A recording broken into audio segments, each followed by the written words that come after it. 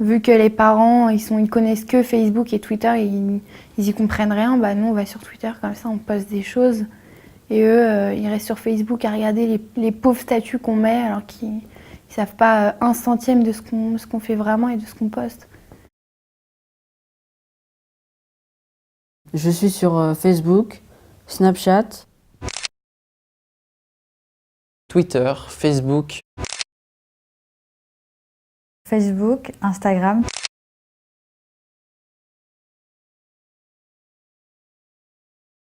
Mon utilisation de Facebook, faut qu'il soit que j'ai réussi à prendre une très belle photo, soit de quelqu'un, soit de moi. Sur Facebook, c'est juste pour montrer que j'ai beaucoup d'amis. La dernière chose que j'ai postée, c'était pour le Nouvel An, parce que je l'ai passé avec ma cousine. Je lui ai dit que c'était une bonne soirée qu'on a passée ensemble et que ce sera à refaire. C'est pour montrer à tout le monde que j'ai passé un bon jour de l'an avec ma cousine. Avec Facebook, on doit quand même garder une image saine de nous et de notre famille. Sur Facebook, il y a ma mère et ma grand-mère et ça change totalement la donne parce que je dois vraiment serrer la vis avec les posts que je mets. Dans le sens où ma grand-mère ne sait pas que je fume, ne sait pas que je sors, ne sait pas que j'ai arrêté de pratiquer certaines activités extrascolaires. Facebook est devenu aujourd'hui pour les adolescents un cadre très exigeant. C'est-à-dire que c'est un espace sur lequel ils se retrouvent toujours, mais où il s'agit d'être performant dans l'image qu'on va décider d'exposer. Où il s'agit de recueillir un certain nombre de likes qui sont le signe de l'approbation par les pairs. Et c'est le territoire de la belle image de soi qui doit plaire au plus grand nombre. Quand j'ai beaucoup de likes, du coup, ça me fait plaisir parce que ça montre que les gens ils s'intéressent un peu à mes photos et qu'ils s'intéressent à moi. Des fois, quand ils regardent comme ça, hop, ils cliquent sur like comme ça et ouais, on est content souvent.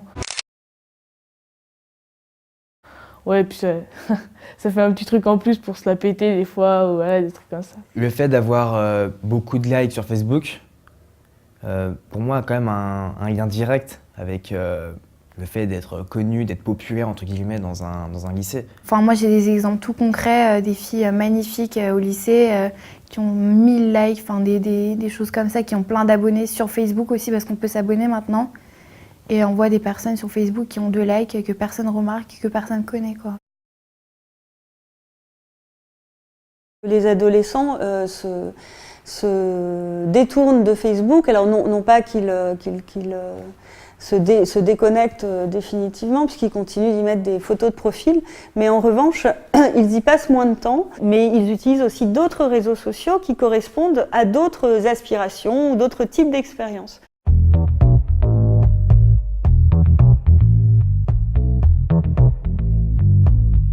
Vu que les parents, ils connaissent que Facebook et Twitter et ils y comprennent rien, bah nous on va sur Twitter. Facebook, c'est le réseau social des vieux.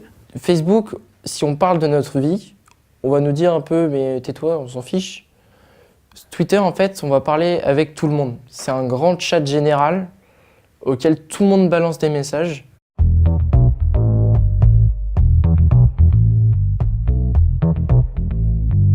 Sur Instagram, c'est des photos de moi que ni mes parents ni ma famille peuvent voir, quoi. C'est vraiment que ceux que j'ai choisis qui peuvent voir mes photos.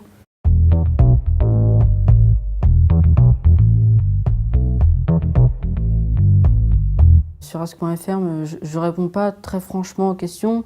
Je les détourne un peu pour que ça soit un peu drôle. Ask.fm, c'est un réseau social dont les adultes ont rarement entendu parler, qui est investi uniquement par les adolescents, dans lequel on a une page avec son nom et sa photo. Sur cette page, on se propose de répondre à des questions anonymes. J'ai une relation avec une fille d'ailleurs qui s'est finie à cause de Ask. Voilà, elle a appris par Ask tout simplement que je l'avais trompée, donc...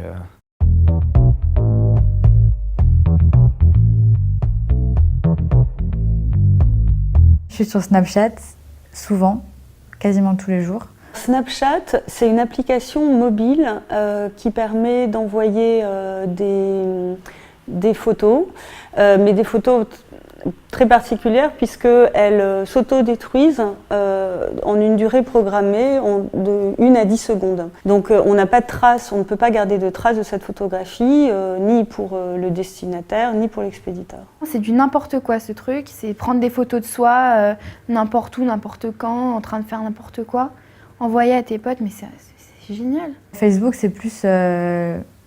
Enfin, ça dépend, mais Facebook, c'est plus la Charlotte sérieuse, qui fait pas trop de bêtises,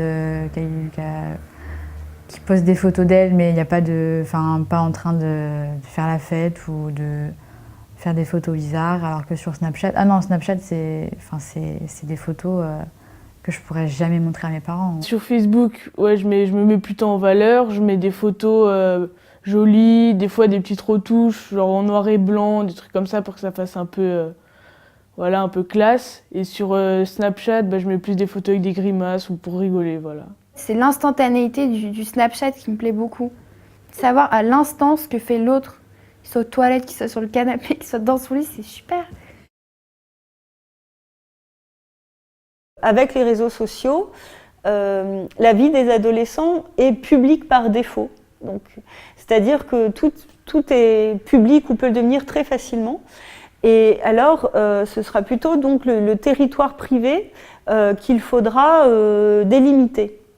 Et on voit ça, c'est un mouvement donc très, très paradoxal puisque c'est à l'intérieur, au sein de ce qu'on va donner à voir, qu'on va garder des choses pour soi ou pour quelques-uns et qu'on va délimiter un territoire réservé. Je publie des choses qui ne me dévoilent pas. Mettre des tweets de ce qu'on fait et mettre des photos et tout, pour moi, c'est pas étaler sa vie privée, c'est juste dire ce qu'on fait. C'est pas privé, je veux dire. Si c'était des photos dénudées ou des tweets vraiment super bizarres, là, je pourrais dire, ouais, il y a un problème. Mais si c'est juste j'étais au resto ou ce soir, je vais en boîte, pour moi, c'est pas réellement une vie privée, c'est juste notre vie normale, quoi.